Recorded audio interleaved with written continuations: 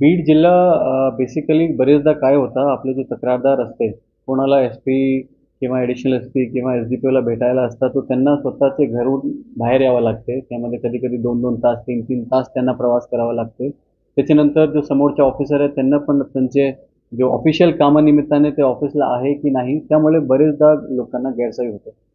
बरेचदा छोटे-छोटे कारण असते आणि ते कारण वरिष्ठांपर्यंत पोहोचत नाही. पोलीस स्टेशनमध्ये त्यांच्या काय गैरसोयी झाली, काय त्यांच्या व्यवस्थित ट्रीटमेंट नाही झाला, तर ते गोष्टी वरिष्ठपर्यंत पोहोचत नाही. तर आम्ही हे संकल्पना सुरू केलेली आहे, प्रोजेक्ट संवाद. हे ऑनरेबल सीएम सरांचे 100 डेजचा जो प्रोग्राम आहे, त्यामध्ये 2 इनिशिएटिव्हच्या सरांनी सांगितलं होतं. त्यापैकी आमचा एक इनिशिएटिव्ह आहे प्रोजेक्ट संवाद.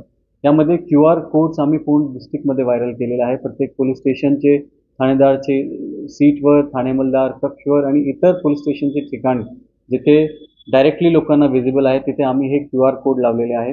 त्याच्यानंतर आम्ही फेसबुक, इंस्टाग्राम आणि बाकी इतर सोशल मीडियाच्या माध्यमातून सुद्धा आम्ही QR कोडची फोटो लोकांना पब्लिश केलेली आहे.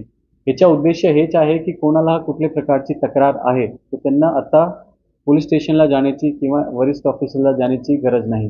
तुम्ही QR कोड स्कॅन करून तुम्ही तिथे सांगणार तुमचं नाव, मोबाईल नंबर आणि तुमच्या कोणत्या पोलीस स्टेशनबद्दल तक्रार आहे.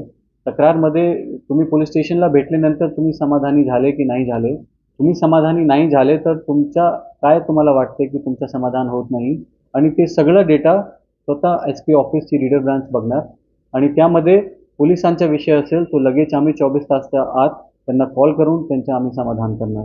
त्यामध्ये बरेचदा सिव्हिल मॅटर्स असते, बरेचदा पोलिसांचे बाहेरचे विषय असते, त्यामध्ये आम्ही त्यांच्या समुपदेशन करणार की त्यांना कुठे दाद मागायचे, पण आमचे डिपार्टमेंटचे निगडीत असेल तो आम्ही लगेच त्यांची मदत करणार. त्याच्याऐवजी आमचं रेटिंग सिस्टम तयार झालेलं आहे QR कोडमध्ये. तर प्रत्येक पोलीस स्टेशनला येणारे जेवढे व्हिजिटर्स आहे ते रेट करणार की आमच्या पोलीस स्टेशन 5 पैकी किती मार्क्स आमच्या पोलीस स्टेशनला मिळेल आणि शेवटी सगळी रेटिंग मिळून जिल्ह्याची रेटिंग लोक काय देत आहे. तर सुरुवाती लोकांची जे काही अडीअडचणी आहे त्यांना लगेच मिनिमम टाईममध्ये सॉल्व्ह करण्याचा आमचा हे प्रयास आहे.